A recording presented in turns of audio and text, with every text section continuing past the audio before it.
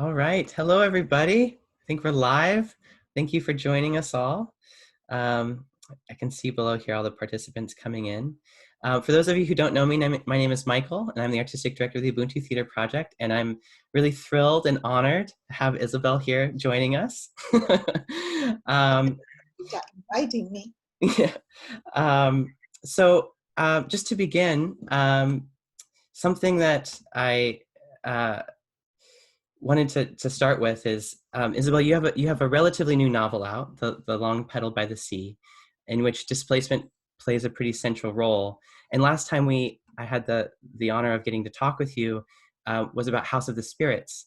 And we talked about how that book began. And I was wondering if you could just share a little bit about your experience in exile in Venezuela and how that brought you to writing novels to begin with.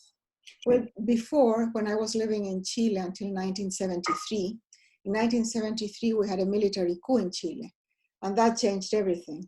First of all, it toppled a democratic government and installed a very repressive dictatorship that lasted 17 years. And I was terrified, and the repression works in circles every time. Every circle is closer and closer to your neck, really. Mm-hmm. So eventually I left, and I left for Venezuela because it was one of the very few countries in Latin America, was probably the only one that still received refugees. Because the borders were closed for most refugees from the southern corner, from Argentina, Uruguay, and Chile. And so I was living in Venezuela, trying to work, but nothing that I had done before was of any value or any use. One of the things that you lose in exile, or often when you immigrate also, it's your past. You have no past. Nobody cares. You don't know anybody, no connections. Your resume, who cares? And so you find medical doctors driving taxis, and you find taxi drivers pretending to be doctors. Anything can happen. And I found small little jobs to make ends meet. And I was so frustrated. I was almost 40 years old with the feeling that nothing worked for me. I had no life. My marriage was collapsing also. And then I got a letter from my grandfather, who, it wasn't from him, it was from the family, saying that he was dying. And I started a letter for him, which was like a sort of spiritual letter to tell him that everything that he had ever told me, I remembered. And he could go in peace because I would not forget. And in order to prove it, I started writing those family anecdotes that I grew up with, that he had told me mostly. And that letter started to grow. My grandfather died. I kept on writing. And by the end of the year, I had 500 and something pages on the kitchen counter, and that was my first novel. And nobody could have guessed that the book would have the success it had. It was an immediate success in Europe. And I wasn't even aware of it because I was in Venezuela, already writing another book. My agent at the time, Carmen Balcells, said, anybody can write a good first book, but the writer is proven on the second book and the others. So I started the second book, and I was halfway through the second book when I got the first checks from the House of the Spirit and the first reviews, and then I realized that something was happening in some other planet, and that book paved the way for all the other books that came after. It gave me a voice. It made me a writer. It changed my life completely. Yeah. How did it feel when you first saw the review, when you first saw that it was a hit? I mean, what was the... I don't remember, because it escalated, and it was one thing after the other. And I was so far away, so disconnected from everything. In a way, I was so innocent about the publishing industry, about reviewers, I didn't know anything, which is a good thing. I've never been able to have that innocence again. Yeah. It was good. Yeah.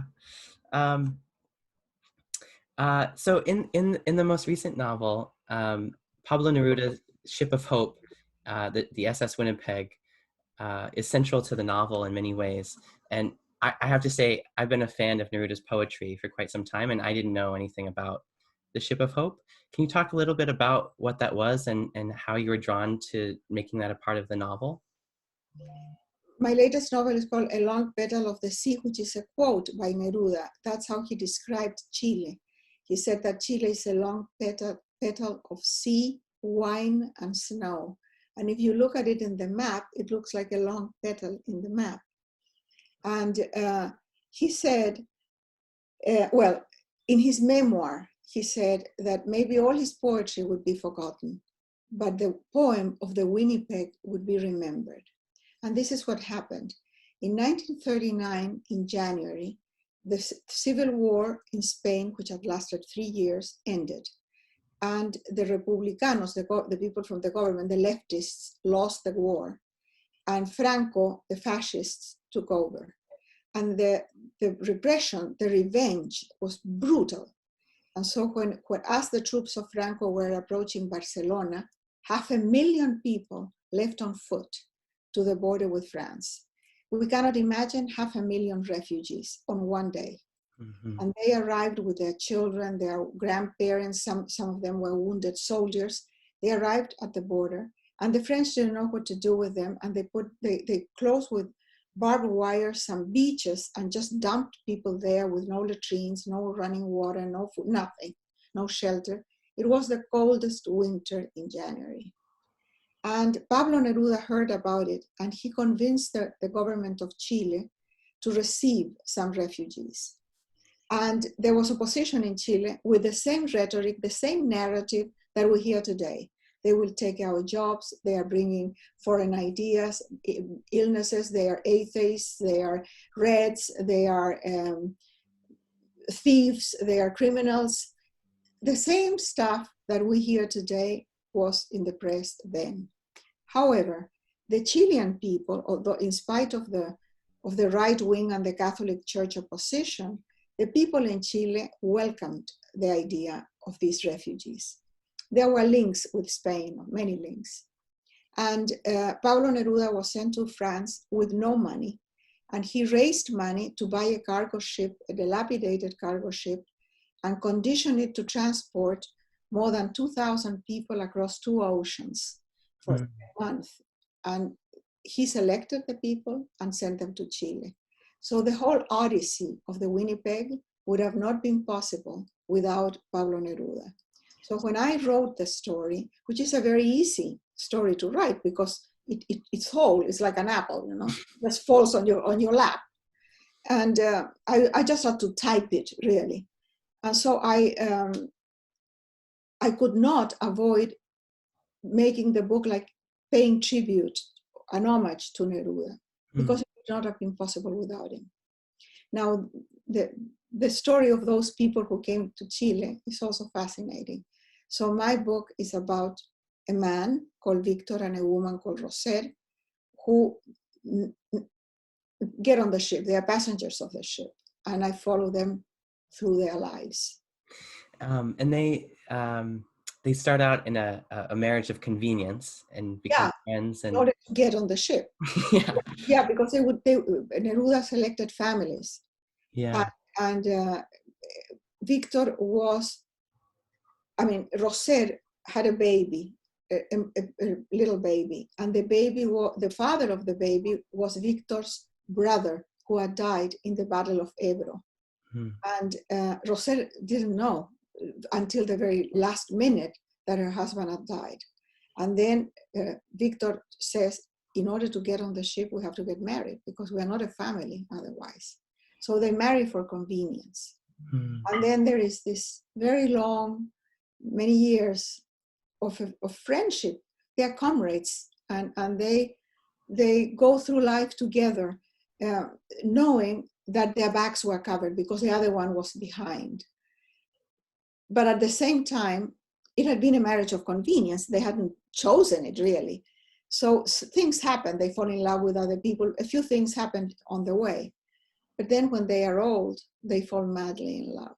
they realize that they have loved each other all their lives. And in a way, for me, this is interesting because it's usually the other way around. You start with a passion and you marry because you're so passionately in love. Then if you are lucky, you have a long friendship. And then at the end, you stay together for convenience, because who is going to divorce at 70? Well, only me. But in general, people don't. So stay together for convenience. So that's the story of Roser and Victor. This might be ignorant of me, but did you know Pablo Neruda at all? Yeah. Well, I wasn't a friend. Right. Not at all. Not at all. Yeah. I mean, he was a celebrity. Uh-huh. He was the most recognized poet in the world. Yeah. He won the Nobel Prize for Literature in 1972. And by then, he felt old and sick and went to Chile to live in Chile he thought, the rest of his life. And he had built a house in the beach in a place called Isla Negra, which at the time must have been 2 hours away from Santiago, maybe 3. The roads were not that good. And this house, which is standing today and is a museum, is fascinating. It reflects him perfectly, because he collected all kinds of junk. Today it's called collectives, or whatever it's called, but it's junk. Mm-hmm. And he collected all these things, bottles, books, shells, you name it. And the house, now a museum, is really magical in many ways, magical. And he also collected figureheads of old ships. So in the house, you see many of these figureheads all over, and each one has a name and a story. And so Neruda was living in 1973, it must have been July or August, because it was winter. In Chile, it's Southern Hemisphere, so it's winter. And he invited me to his house. I was a young journalist, and I thought that he wanted me to interview. So I was so proud of myself. I bought a new tape recorder. Tape recorders then were this big, and they had things that, like ribbons that went around. And tape, it was just big and heavy. And it was raining, and I went to his house. We had lunch. He gave me a nice Chilean sea bath with white wine. He was looking really good. He didn't look sick at all. Mm. And then I said, Don Pablo, I really have to do the interview because I have to get back home. And before it gets dark, it's raining. And he said, interview? What interview? I will never be interviewed by you. You are the worst journalist in this country. Cannot be objective. You lie all the time, and I'm sure that if you don't have a story, you make it up. Why don't you switch to literature, where all these defects are virtues? Mm. I thought he was demented. Yeah. But I was very humiliated in a way. In any case, I couldn't do the interview. And I became a writer 8 years later, many years later. Yeah. Isabel, can you talk a little bit about what it's felt like to go back to Chile, and for your characters in I think in your most recent novel, when they end up going back, what it means to be displaced and then return after so many years and so much has changed. Well, my characters are Spaniards. Mm-hmm. They go to Chile, and they live in Chile until the military coup, 30 years. And then when the military coup happened, many of those people had to leave. Yeah. And Victor was arrested. I will tell you about the real Victor later. Victor is arrested. He ends up in another concentration camps. He relives what he has lived before in the concentration camps in France. And eventually he leaves and goes into exile, his second exile. And he goes to Venezuela until 1975, when Franco died. And so when Franco died, he returned to Spain and didn't find the place he had left. Everything had changed. After 40 years of a very repressive dictatorship, it was a time of cassocks, because the Catholic Church was very powerful, and uniforms. And Spain had been transformed into something that he couldn't recognize. None of his friends, no family, nobody that he knew was there. And the country had changed also. So that he stays there for 6 months and then leaves because he realizes he has been displaced for so long that he doesn't have roots there anymore. And eventually at the end of the book, he returns to Chile because he realizes that that's where he has roots, family, friends, work, memories. Yeah. You know that the average time that a refugee spends away from home is between 17 and 25 years. That means that a Syrian refugee that closes the door of his house and leaves because they are bombing the town, leaves with the key in his pocket and the idea that he will come back soon. He will maybe, if he comes back, it will be in 17 more years or 25. And his children will not come back with him or her because it's a generation that has grown somewhere else. And if he goes back, he won't find any of what he left. Can you tell us a little bit about the real Victor that you mentioned? Real Victor was also called Victor. He was called Victor Pey, not Victor Dalmau, as in the book. Catalan. He also fought in the Civil War and then escaped to France with those 500,000 people that left that day. And he ended up in a concentration camp and eventually was chosen by Neruda to go to Chile. And he arrived in Chile with Roser and the baby. And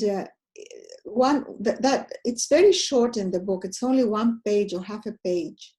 But I think it summarizes something really important. When the ship docked in Valparaiso, the port, they didn't know what was going on because there was an incredible crowd and police holding back the crowd with banners, with flags, with music, singing the songs of the revolution in Spain, singing the national anthem, and with food for them, and with pieces of paper saying, "Come to my house," and the address. So they were welcomed with open arms. And then they took a train from Valparaiso to Santiago, and the train would take, I don't know how long, but it took 3 times longer because it went very slowly. And in every town along the way, there was a crowd welcoming them and giving them food through the windows and shouting the poems of Neruda and the songs of the revolution. So they arrived in Santiago, and my family was there to welcome them. I wasn't born yet, but my grandfather was there. And so some of those people became friends of the family. Mm-hmm. And they remained friends of the family to the point that Victor Pey, every time I went to Chile, recently, I would see Victor in my parents' house because they were friends. So Victor lived that time in Chile, had a family, had a life. He was a close friend of Salvador Allende because they played chess at night. And then the coup happened, he was arrested. And when he eventually was able to leave, he went to Venezuela first. And we met in Venezuela. And there he told me the story. He was a very secretive person and very depressed. Tall, thin, with a look of a Spanish torero, the bullfighter. And that's when I met him. And he was much older than me then, but he still looked, I'm telling you, like a bullfighter. And then as he aged straight like an arrow. His posture was perfect, very handsome. And he's remained this mysterious man that never spoke about himself or what had happened in his life. People didn't know if he was married. He was so mysterious. But somehow he opened up with me. I was not by then a journalist because I was living in Venezuela, but we became close friends. Then in time, when he returned to Chile and my parents returned to Chile and I could go back, I met him again. And we kept in touch. So when I started writing the book, and I knew that he was my character, I was in touch with him on email constantly. He knew all the technology. And so we would be emailing or Skyping, and he would give me the details and what was the food like and what was this and what was that and everything. So the research was easy because I had, of course, a lot of documentation, but I had a witness, someone who had lived the experience. I mean, how often can when you write historical fiction, how often do you have that? Someone who has lived it. So unfortunately, he died 6 days before I could send him the manuscript dedicated to him. Oh my gosh. He was 103 years old and totally lucid. He would drive every morning to his office. So that, I mean, with a character like that, with a story like that, I don't have to invent anything. Yeah. Isabel, can you share a little bit? I have something in my eye. That's okay. Can you share a little bit about your writing process and how you? I mean, I remember reading or hearing that you write in solitude. Is that right? Well, everybody writes in solitude. Yeah. Everybody. I have a very small house. I think I told you, and I was not planning to share my house. When I divorced my previous husband, I bought this little house because at 72, I thought, okay, I'm going to live the rest of my life alone. That was like the logical thing to think. And then Roger appeared in my life, he's a big presence. He swallows all the oxygen. The house is small, but it has 3 bathrooms. He uses them all. He uses all the closets. There are 6 pairs of shoes at the door. Okay, it's not easy, but he's wonderful. And before I was writing in the house. So in the dining room, well, there's no dining room, in the space where the table is, I would work there. But now that he's here, I somehow organized the attic. And where I'm talking to you right now in the attic, I put a bookshelf here with all my books, and I have the dictionaries in the back, and I write here. So I get up very early, usually around 6:30 in the morning. I try to exercise on Skype now. And I walk the dogs for an hour, and then I'm ready to write. So I come here, close the door, and I have no idea what's happening in the rest of the house. What's Roger doing? Maybe he's with a tall blonde. I have no idea. Because I will not even ask him anything. And I write several hours. The writing process has not become any easier. I just started another book that I had already begun, but it degenerated into something else. And the first weeks, I'm blind. I am walking blind in a maze. I don't have the tone, the narrative voice. I don't have the characters. I don't have anything. I'm just trying this and it's not working. And then I try that and it's not working. And I spend hours and hours writing. And some people say, well, have a script, for God's sake, follow a script. I can't do that. The characters appear slowly, one by one. They somehow guide the story in one direction or the other. I fall in love, for example, with a character, let's say an English governess, to say something. And then, fantastic, I will have this English governess and this and that. And then after 20 pages, I realize it's of absolutely no use. I have to kill her, eliminate her. Or other times, I am halfway through the book and I think I have it. And then I realize that I don't like my male character. And if I don't like him because he's a jerk, why would the protagonist like him? So I have to kill him. They all die around page 120. And I have to bring someone else to replace him. I have problems with a lover figure. Yeah. Because I want, the passionate guerrilla with long black hair and a bandana. But those guys are terrible. I mean, domestic violence, and no. So I don't want it after a while. We were talking about this a little bit before everyone joined us, but something you mentioned was people are asking you, what have you let go of in this time? And I was wondering if you could kind of share with everyone that sense of, if there's a sense of like, all of a sudden we don't need to be so busy, or how we're making sense of the moment we're in some ways. We were talking about how we are living. I mean, it was the time before, the Mm-hmm. before time, and it will be the after time. And now we are in the in-between time, in the threshold of something different that we don't know in which direction it will go.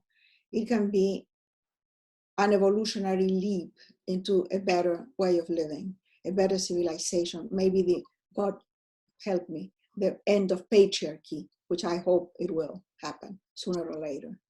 Or it could be a dystopia and end up with authoritarian governments, repressive military, and everybody in way worse than we ever were before. Because also the economic crisis can produce hunger and violence and despair. So people can become more tribal, and it can be way worse. But I'm an optimist. I'm trying to think of a better future. But in this time, in the in-between time, I have had time to reflect about many things. First of all, I discovered that I need way less.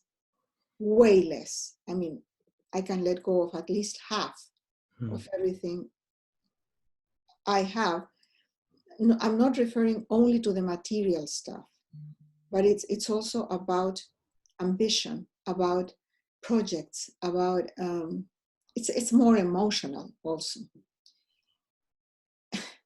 I can let go of all my worries as well. And I can also, I have had time to organize my priorities. And in doing so, I realized that I was too busy. And I, like everybody else, stopped everything. Nobody noticed, nobody cares.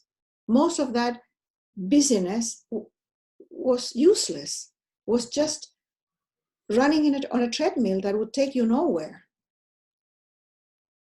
So I can let go of all that and have a life that is more centered, more quiet, more selective. I don't have to be everywhere with everybody. I realize I don't like social gatherings of more than 6 to 8 people. First of all, because I'm very short. So if I'm in a cocktail party, all the shrimp fall on me. and my nose is at everybody's belly button level. I don't need that. So why do it? Mm-hmm. There are people that I really don't like. Why make the effort? Just be polite, and you don't have to make the effort of being friends. Mm-hmm. So I'm learning a lot. It's good. The other thing is that I realized that about myself, something that I like that I hadn't noticed before, that I'm very disciplined. And discipline can be terrible, of course. We're not talking military discipline, but the kind of inner discipline that was instilled in me by my grandfather when I was a kid has served me well.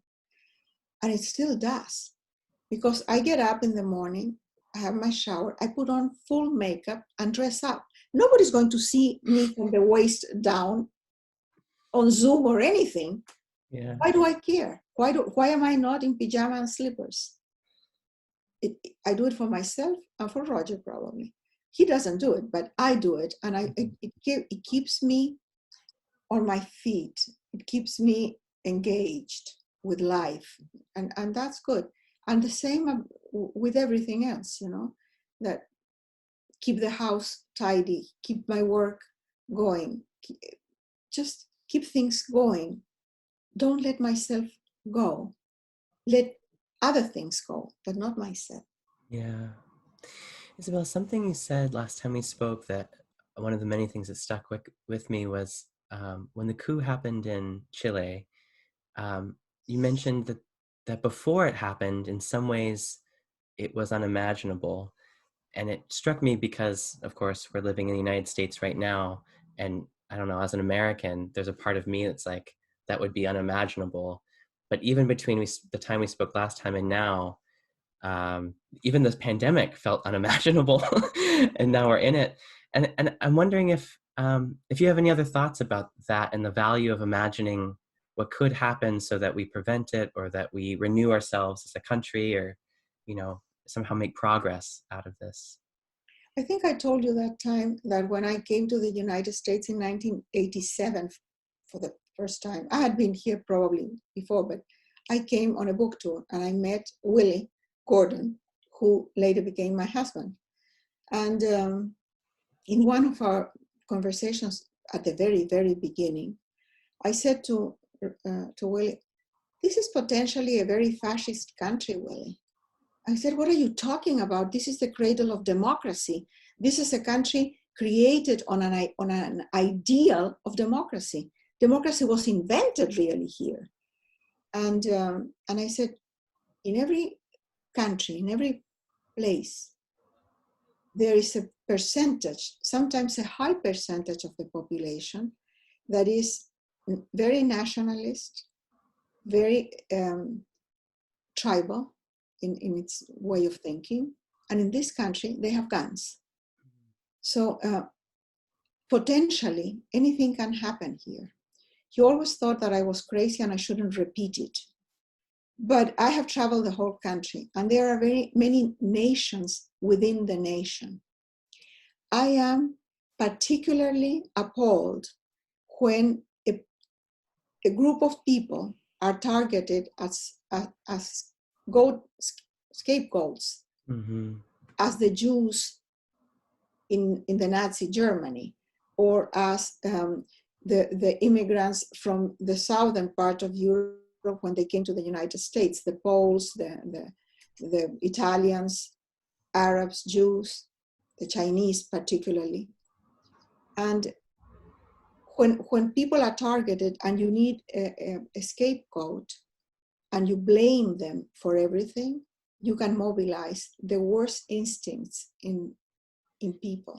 Mm-hmm. And if there is a good excuse, like an economic crisis, you can really rule by terror, because people are willing to sacrifice everything in order to feel safe.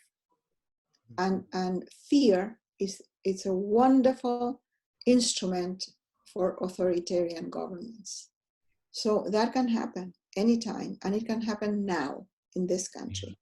And we can't be prepared. We have to be aware that that is a possibility. We have the worst kind of government that we could possibly have in this moment. And it can turn very bad. Yeah. And you don't need a majority for that. You just need guns, terror, and a few people. Yeah. Now, the institutions in Chile were very strong, and they were eliminated in 24 hours. So we think that the institutions are invincible in this country. And fortunately, the country is big enough and there is enough diversity that is much more difficult to control. And unless the military unite in a coup, I don't think that it will be easy, but it can happen.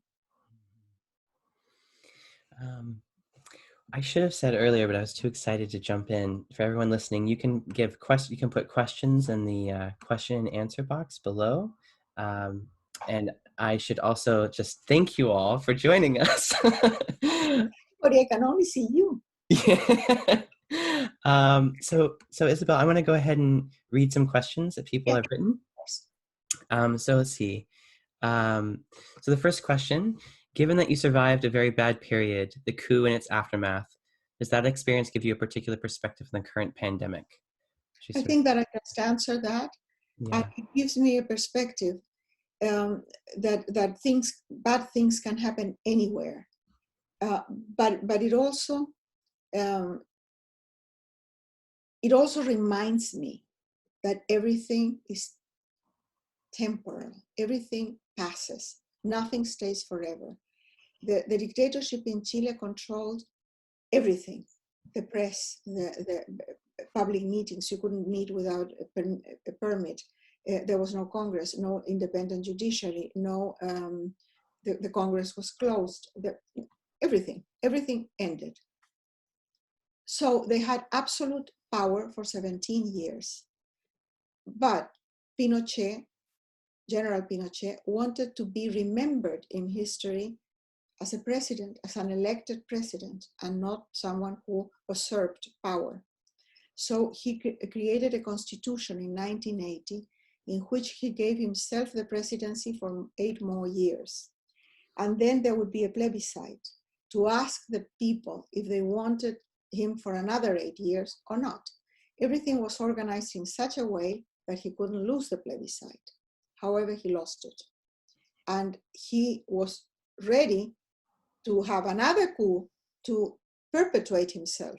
Mm-hmm. But even the generals and the United States that had supported the first coup said, no, okay, this is not the time right now.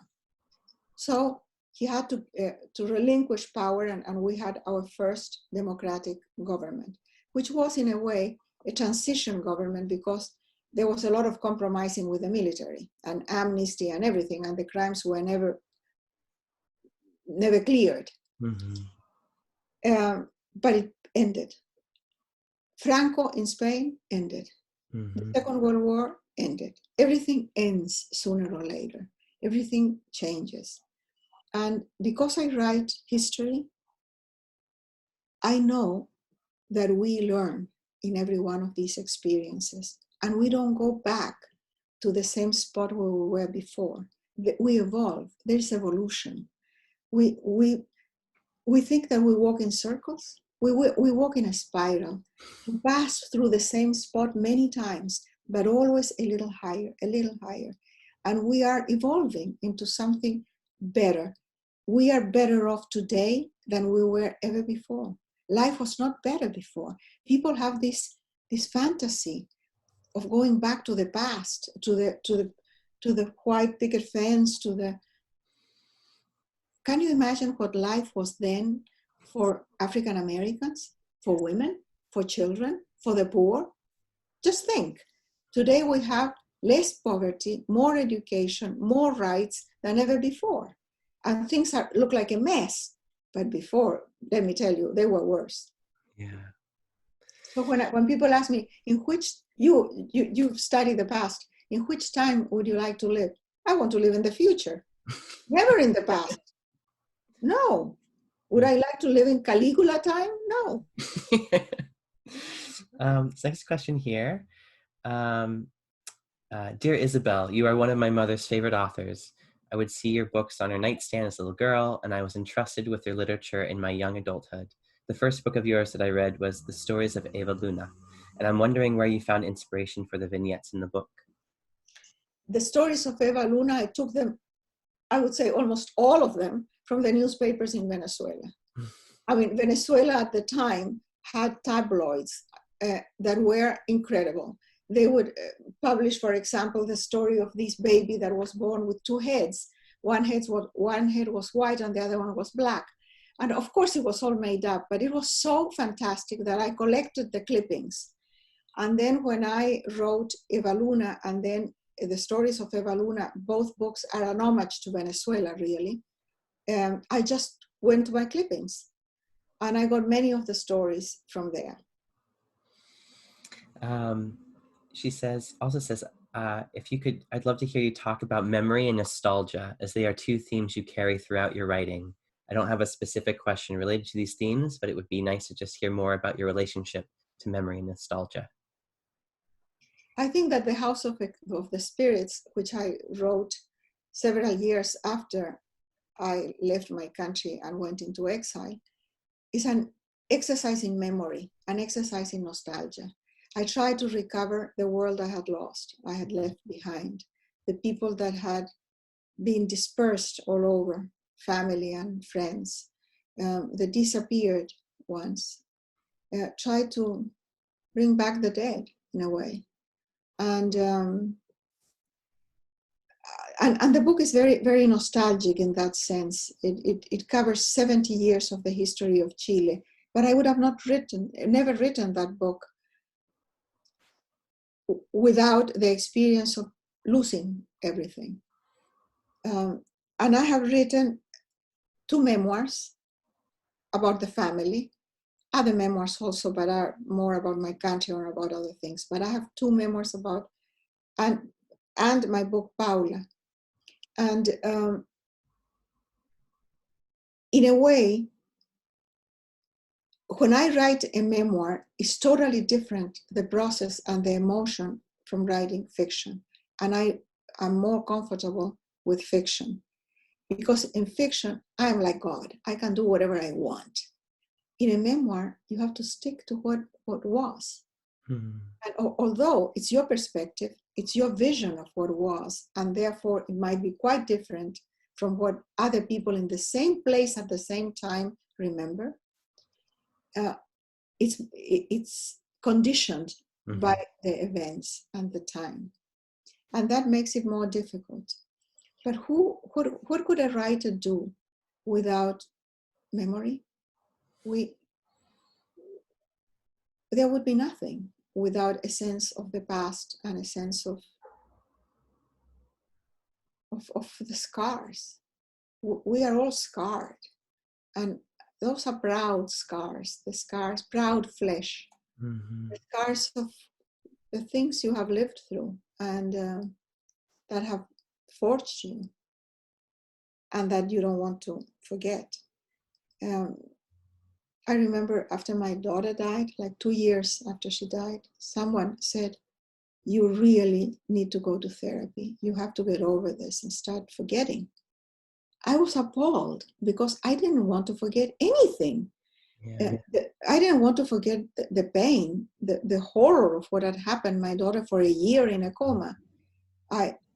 It was horrible, but I didn't want to forget it.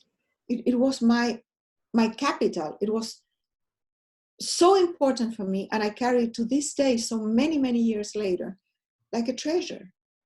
The pain, the sorrow, the joy, the love, the disappointments, the bad lovers, the ex-husbands, all the dogs that you have had in your life.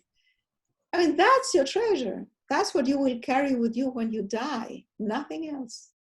Yeah.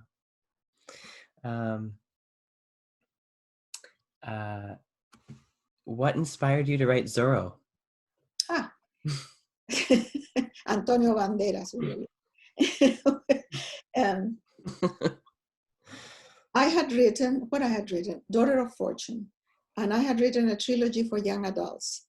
And so one day some people came to the house and said that they were from Zorro Productions, a corporation that owns the copyright of the character of Zorro. And they had done everything with him, movies, TV series, mugs, costumes, you name it. But they wanted a work of literature.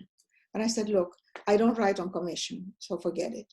But then after they left, I thought, Zorro is not a bad character. He fights for justice. He's funny. He's athletic. He's young. He's seductive. He climbs the balconies to seduce maidens and widows. Great. And why not? But mostly, Antonio Banderas is in the movies. So I would be able to maybe meet him. I'm sorry I don't have here my photograph with Antonio Banderas because I really met him. And so I have a photo hugging him like this. And that was on the premiere of one of the movies. That's great. And so and then I realized that Zorro was created more than 100 years ago. Is the first action hero that wears a mask and a cape and changes personality behind the mask. Oh, wow. So then came Superman and Spider-Man and you name them. They are all descendants of Zorro. Yeah. But what was also interesting is that in California, when Zorro supposedly lived, nothing was happening. California was Mexican territory, big haciendas. Politically, there was nothing there. Economically, was nothing. Really, the whole boom started with the gold rush. And that was in 1849, 48, really. So before, at the time of sorrow, nothing. But everything was happening in Europe. Hmm. It was the French Revolution. It was the occupation of the French, of Spain by the French. It was the time of gypsies, of secret societies, of duels, pirates of the Caribbean. Yeah, yeah. So it was a matter of taking sorrow out of California to create the story. So I thought, okay, my sorrow, I will start with him as a child, and what makes him the sorrow we know. Why does he become so athletic? Where does he learn this? Why does he defend the poor and the Indians? So in answering those questions, the Yeah, story came about. that's great.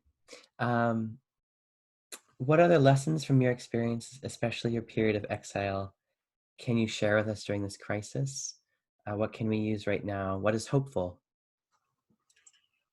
I don't know what is hopeful, but what the lesson I learned is that I control very little in my life. That the really important things in my life have been determined by circumstances that were completely out of my control. I have no control over the fact that my father abandoned my mother when I was 3, and my life changed completely. Or that my mother years later married my stepfather, and we started traveling the world. I had no control over the military coup, over the death of my daughter, over the fact that I married a man with 3 addicted children, and that was hell. So many other things, that you think you have control, you think you know, and you don't. And then you look back and you realize I did the best I could given the circumstances, but I didn't have much of a choice. So what I think now is, well, this is completely out of almost everybody's control. So what we have to do is just relax.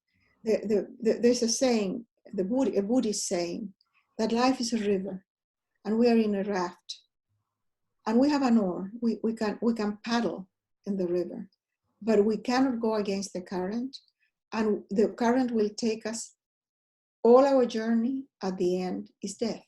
There's no other journey. That's the journey.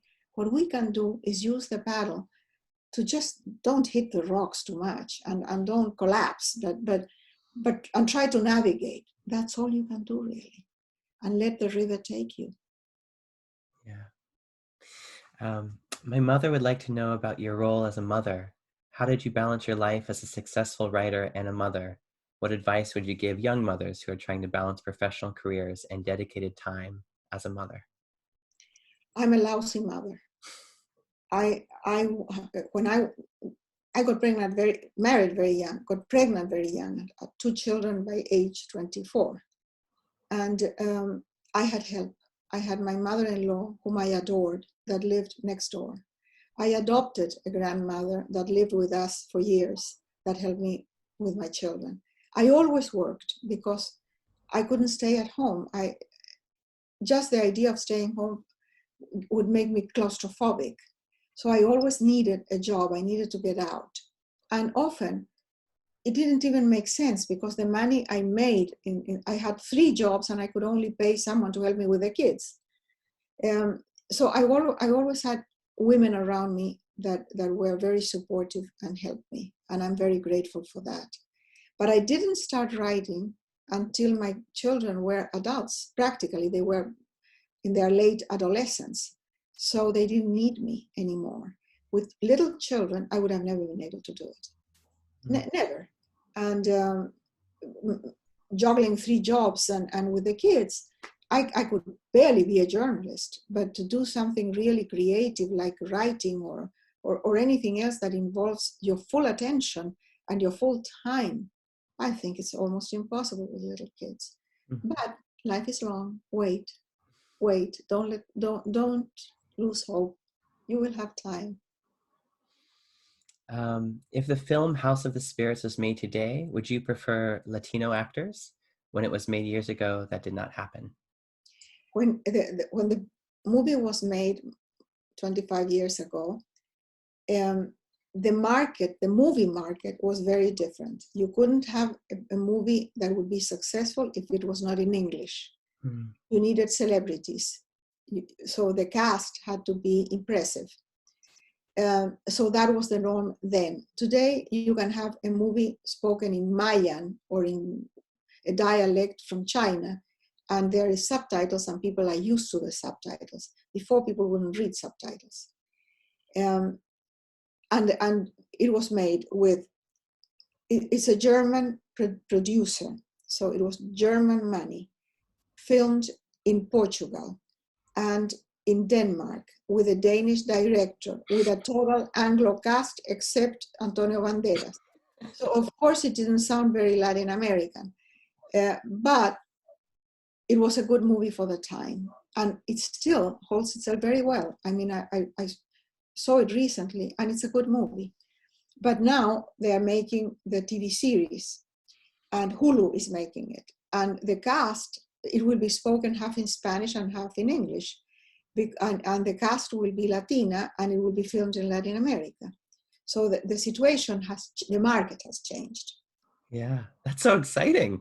It is. I mean, but what is very exciting for me is that they already filmed right before the pandemic. They filmed, they did all the filming of Inés of My Soul. Inés of My Soul is the story of the only Spanish woman that accompanied 110 conquistadors that went to Chile in 1541. They conquered Chile.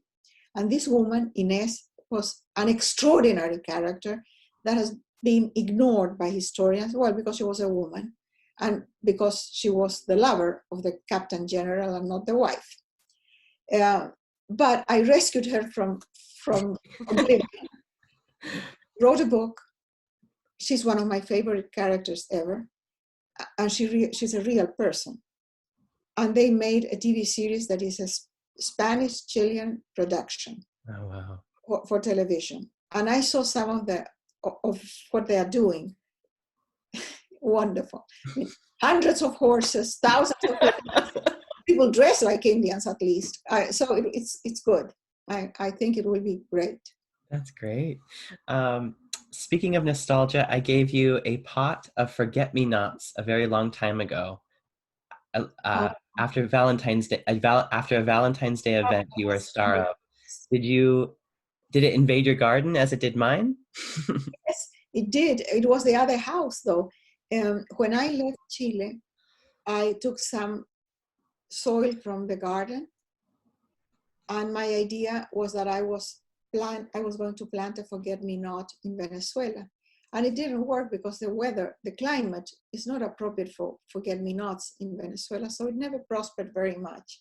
And then this wonderful person gave me a forget-me-not plant. You know, it's like mint. It invades everything. Yeah. We touched on this a bit, but for those of us who can imagine the worst, but are anti-dystopian, what are some of the community institutions you are imagining might be supportive for this better future? Well, I think that in a situation like that, small communities will be important. Big cities will probably disappear eventually, and we will go back to live in small communities and support each other. So it's the small organizations that will survive. I remember in Chile during the time of the dictatorship, when everything was forbidden. I mean, political parties were forbidden. People gathered and people shared ideas. And you know what helped a lot? Art, which was also censored. So you couldn't publish a lot of stuff. You couldn't make movies, or you couldn't make theater. The theater was the first art that challenged censorship and challenged the dictatorship. And the plays were fantastic. And those actors were so brave. And they did a wonderful job. And then they kept alive the spirit and the memory, and they somehow gathered people. So I believe that your job is important, Michael. Very important. Thank you, Isabel. Isabel, I'm so touched by just who you are, and I Oh, please. I am. Roger. I appreciate you joining. Here. I appreciate you joining us. We have just a few more minutes if anyone has any final questions they want to. Oh, here's one. Great. Masks changing a persona. A question for both of you. As a director, Michael, how do you find that characters and the actors in masks are affected by wearing a mask? As a writer, Isabel, if you imagine 5 years from now writing about our world wearing masks today, how would the characters, our current culture, be portrayed? Our behavioral, social, or perceptive changes? Wow. Yeah. That's the kind of question that requires a book to answer. Maybe you can answer it better, Michael. I don't know, but wearing a mask is like wearing a burqa. In a way, we become another person and sort of invisible. We are all alike behind the mask. So how will that change relationships and change the culture? I don't know, but a mask is being used for years now in places like Japan. In Tokyo, you go in the subway, everybody's wearing a mask. So it's not so unusual, and we will get accustomed to the idea of covering our faces in public like a burqa. I don't know. One thing that will probably change will be eye makeup. I think that we will exploit that part of our face that we can show. I don't know. It's a very good question and something that we have to think about. What do you think, Michael? I think the notion that it neutralizes everyone is right, and it's funny because I remember I spent a summer in Beijing and I'd see a lot of people in masks, and I just remember thinking, I really don't want that to happen in the United States because it somehow feels oppressive, even though it's very simple. It's not a huge deal to put on a mask, but somehow it feels like it takes away from the individuality.